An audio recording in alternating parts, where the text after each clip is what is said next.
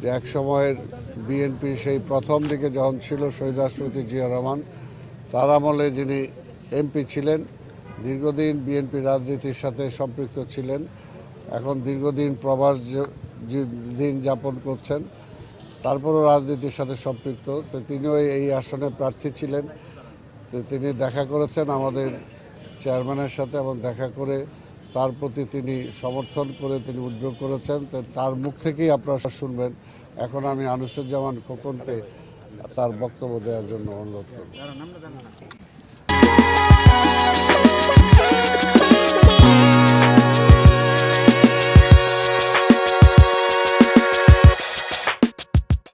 ধন্যবাদ সালাম ভাই। আসসালামু আলাইকুম। আমি আজকে একটা বিশেষ রাজনৈতিক পটভূমিকায় দাঁড়িয়ে দুটি কথা বলতে চাই, যেটা আমার নিজের মুখেই নিজেকে বলতে হবে, কারণ আমাকে আপনারা অনেকেই চিনেন না। আমার রাজনীতি, আমি বিএনপির 1979 সালে সর্বকনিষ্ঠ এমপি ছিলাম এবং প্রেসিডেন্ট জিয়ার আমি রাজনৈতিক সহকারী ছিলাম। আমি মুক্তিযুদ্ধের কোম্পানি কমান্ডার ছিলাম। আমি তিতুমির কলেজে জিএস ছিলাম, এই কলেজ আমার দেওয়া নাম। আমি দীর্ঘ রাজনৈতিক পথ পরিক্রমায় এখানে এসেছি। এখানে আমি ঢাকা 17 থেকে প্রার্থী হয়েছি এবং একই সাথে আমি কিশোরগঞ্জ 2 থেকেও প্রার্থী হয়েছি, কটিয়াদি পাকুন্দিয়া। তো আজকেই আমাকে এই পরিস্থিতির সামনে হতে হতে আমি দুবার এসেছিলাম এই অফিসে, আমাদের চেয়ারম্যান সাহেবের দেখা হয় নাই। আমার রাজনৈতিক নেতা হচ্ছেন শহীদ রাষ্ট্রপতি জিয়া রহমান। যদিও আমি বঙ্গবন্ধুর খুব ভক্ত অনুসারী, ডোন্ট গেট মি রং, কিন্তু আমি জিয়া রহমানের সাথে রাজনীতি করেছি এবং জিয়া রহমানের আদর্শে রাজনীতি করেছি।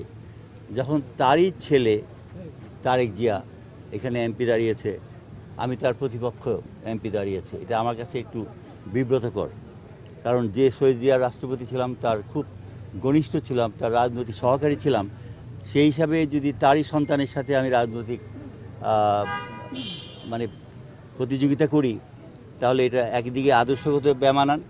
দ্বিতীয় কথা হচ্ছে, মূল কথা হচ্ছে, বলে রাখেন, এটা আমি মুক্তিযুদ্ধের কোম্পানি কমান্ডার।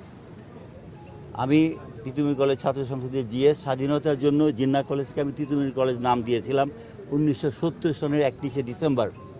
সুতরাং আমি মুক্তিযুদ্ধের সন্তান শুধু নয়, মুক্তিযুদ্ধের আমি একজন প্রথম সারির লোক।